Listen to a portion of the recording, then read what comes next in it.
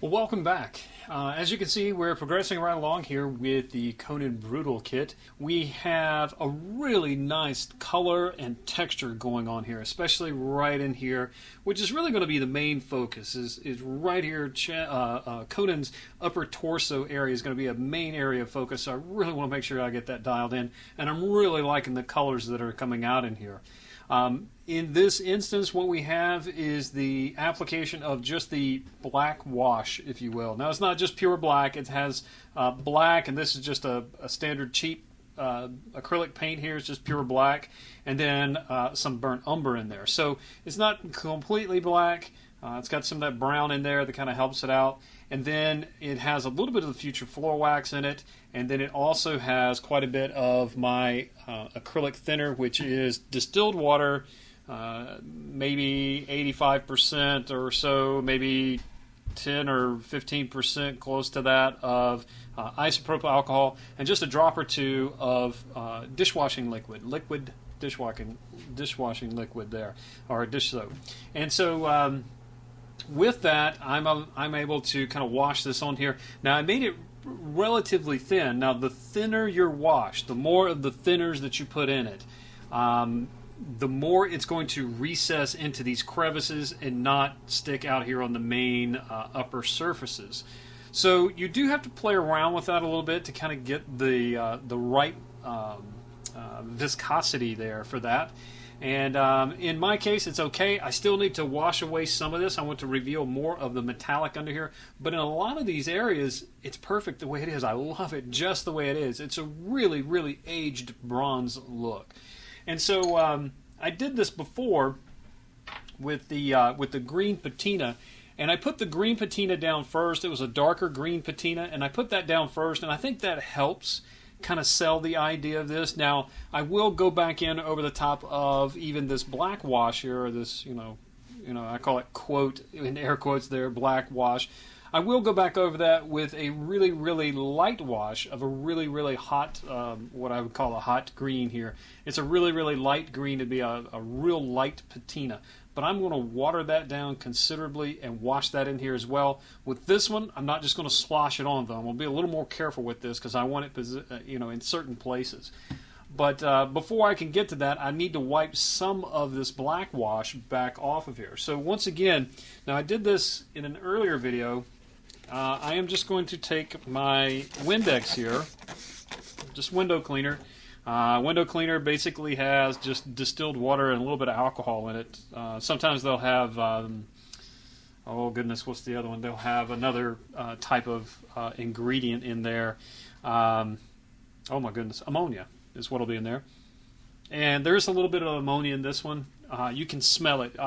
You may not smell it when you're spraying it, but if you put it on a rag, put that up to your nose, you're going to tell the ammonia. But anyway, what I'll do is I'll just take that and I'm going to rub this off. And what that does, this comes off really easy. So don't rub too hard. And I'm just going to rub some of these areas that I think, well, this should perhaps be a little more exposed. And like areas here, and I'm going to try to get the rag out of the way here so you can see this. Areas here, like where he's got a scar right here, a couple of scars. And so the scars are running one's kind of going this way and another one's coming back this way. So if I take this rag with the stuff on it and I just rub across that scar the opposite direction, just like dry brushing, I go across the grain here, if you will, it will pick up on that raised surface and then it will show up, it'll wipe the wash off of that. So that's kind of what I do. Once again, you want to be careful with this, how much of this you're doing, because you can, take off all of your hard work here, and I don't want to do that. But I'm just going to rub some of these areas, and we can start to see, some of this muscle showing through here now. A little more of that, a little more of those details in here. In some of these areas, you may have to work it a little bit more. Down here, it's I could tell here the wash was kind of pulling up a lot more in this area, so I'm having to work maybe a little bit harder in this area, but whereas on top here, no, not so much. It's it's pretty much just coming right off of there. I've got a vein running right down this muscle. Here's another spot here. So let me see if I can zoom in on that way. That way you guys can really see that. All right, so here I've zoomed in on his arm here, and I've got this little vein right here, and this is what I was talking about. This is a raised detail here.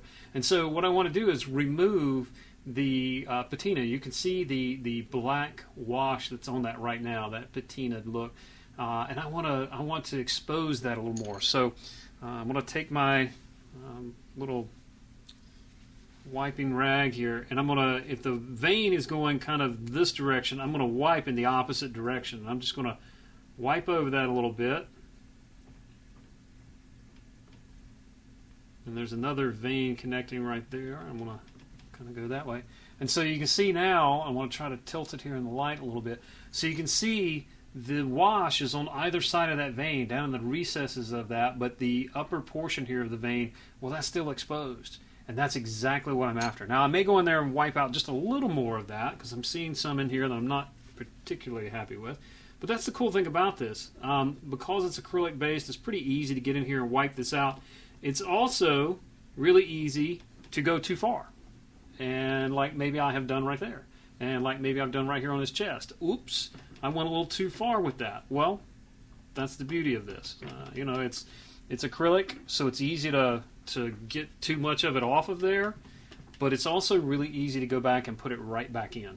So what I can do here is I can work this a little bit more, because it is kind of pulling up in some of these areas, and I'm not crazy about that.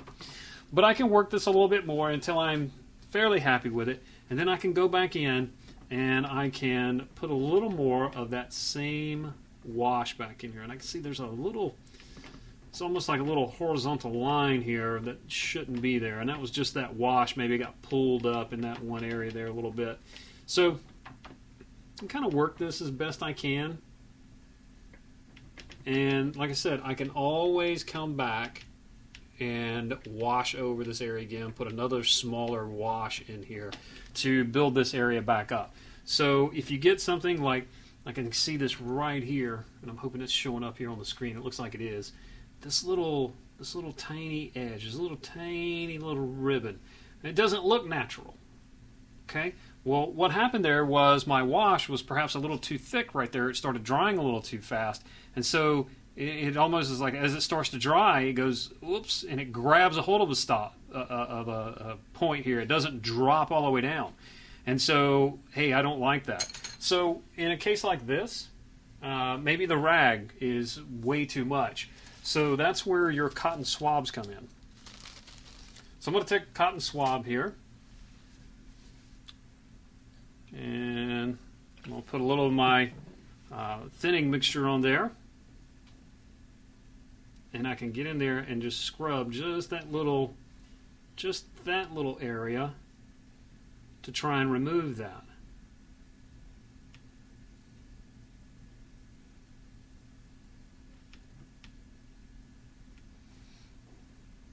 See there how it's getting that out of there without disturbing the areas around it.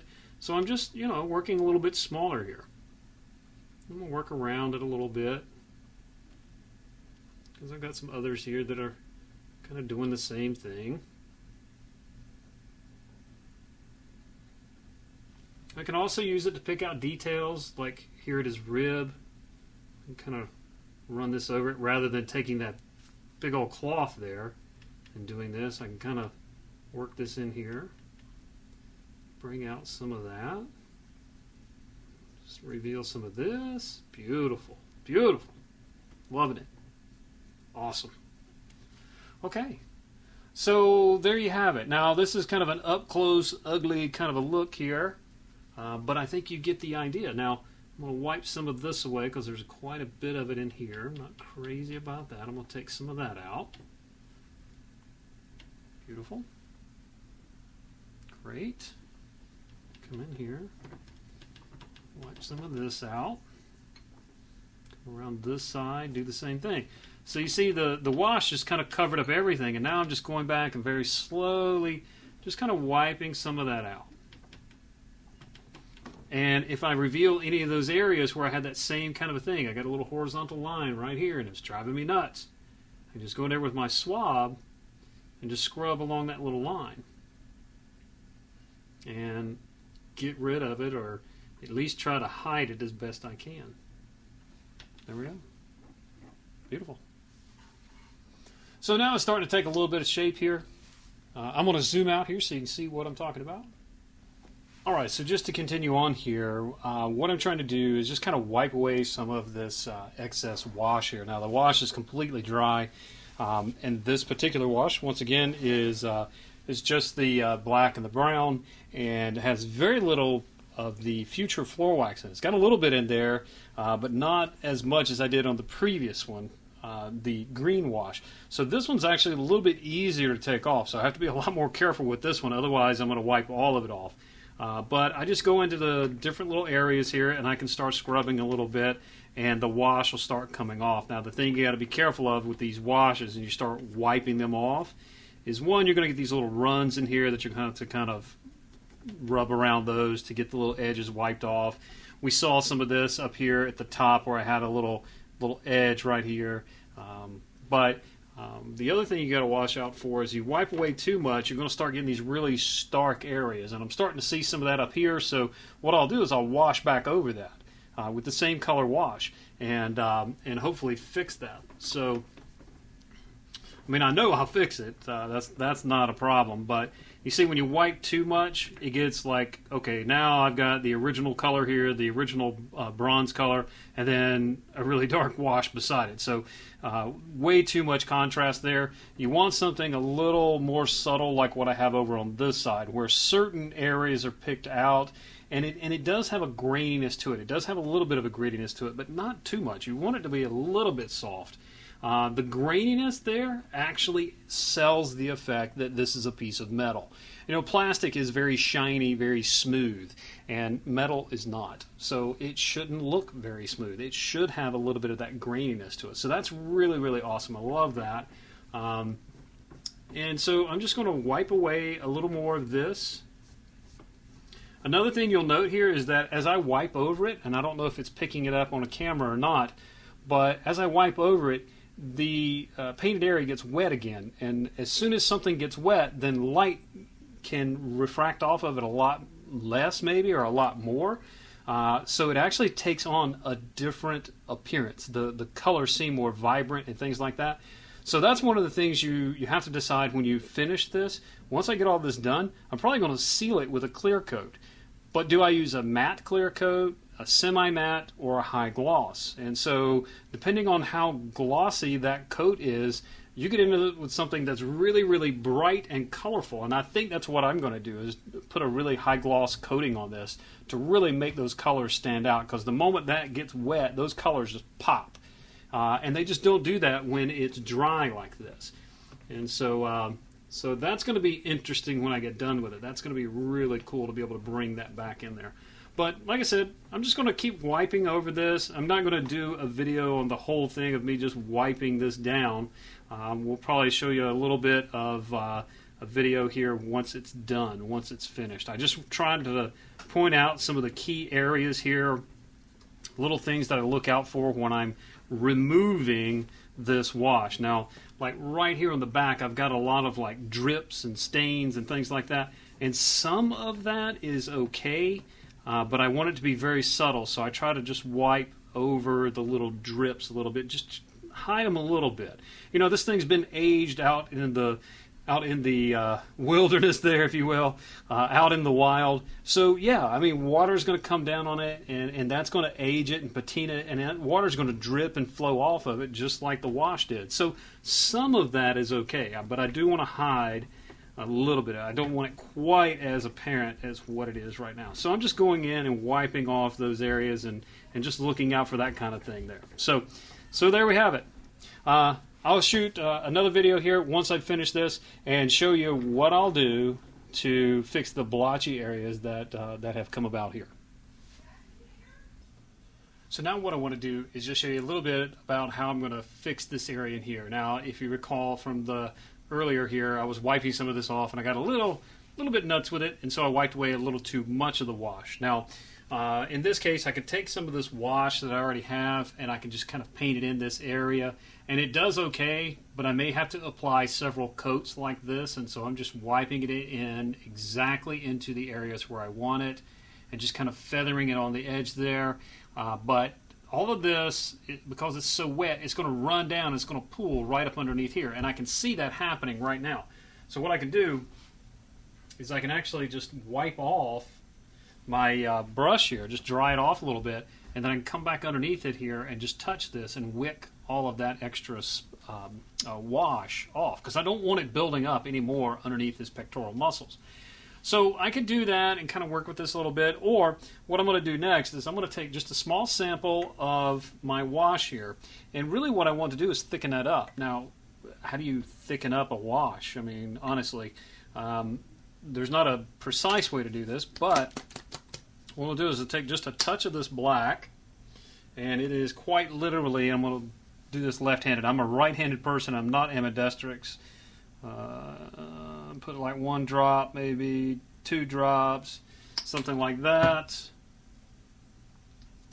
Do the same with the brown here, because once again, I'm trying to keep this not just black. I want to have this kind of warm tone to it. So add a couple of drops of that in there. You can see it's real science. I'm very mathematical and precise with my measurements here.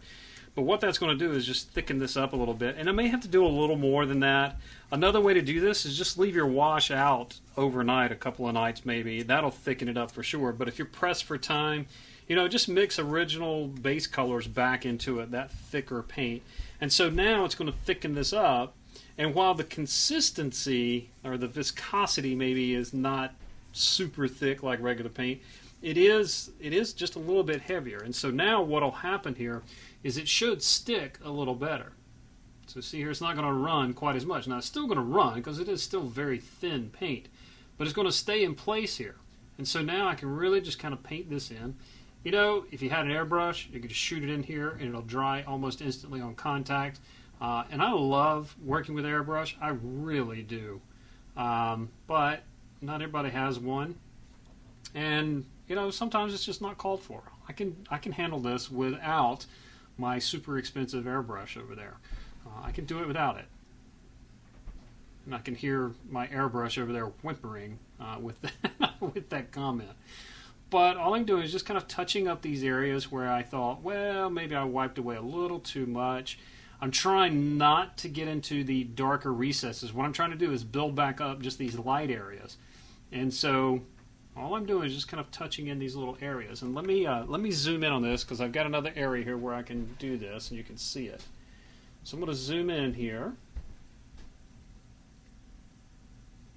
Okay. And let's see here. I've got a couple spots here. All right, so let's say right here on his hip. Right here. You see how it's really light and all of a sudden it gets really dark. Okay. So what I want to do is kind of blend this area in, because I've got a hard line here. Now I could try to wipe that hard line away, but then this whole area would get lighter, and I really just want to make this a little darker. So what I'm going to do is just kind of paint right up next to that hard line. I'm just going to blend this in as best I can. Okay. And so that whole blending idea, that's an awesome thing that you can do with an airbrush. But guess what? I can do it with a brush. Airbrushing, not a challenge for me. And I'm not saying that as, being cocky or anything like that. It isn't. Because when I started painting models, that's the first purchase that I made was an airbrush, and I started using it right away. So I've clocked a lot of hours with it. Now, am I the best at it? Absolutely not. There's certainly people out there that are better at it than me. But I see the work that people do, and it's like, yeah, that's awesome. But can you do that with a regular paintbrush? That, to me, is the challenge. And a lot of these folks can't. So, I don't know. I like to challenge myself, try different things. And the regular paintbrush here is one of those. So I can do something like this, and it can kind of paint this in. And now that's going to dry. It's going to set up in that area. And I can go back over this again and again if I need to. But when the brush leaves the surface here, it actually leaves a little extra drop of paint behind. And we don't get that with an airbrush, So this is where, it's a different set of challenges. Airbrushing has its own set of challenges. Painting with a regular paintbrush has its own set of challenges. So what I've done is I've rinsed my brush out, and I'm just going to dry it off a little bit. but I do want the brush relatively wet. Now it's just got water in it right now, and so now I can blend that edge even more. So I just go in here where I see it, and I just kind of blend that in even more. Awesome. Love it. I guess you know, I used to love watching Bob Ross. Now you can love him or hate him. I loved to watch him. He was entertaining, if nothing else. And he used to always say, you know, happy little clouds or whatever. I guess my little catchphrase is going to be awesome. That's awesome. You know, so hey, there's my tribute to Bob. All right, so just kind of working these little areas. Once again, trying to stay out of the shadow areas, trying to just fix these little edges. Just kind of dotting it around in here. Happy little shadows, happy little shadows. You know, here's another little spot here. I'm just kind of dot some of this in here. Because when I pick up on this brush, it's going to leave a little extra dab of paint there. And just kind of blend it in, just like that. Beautiful. I just think that whole area right there just needs to be a little darker. So, you know, I can just go back to my wash here and just pull a little of that in there. And as that dries, you know, you can use a hairdryer if you want to dry this a little faster. You can just keep building up these coats, and it's kind of like targeted washing here.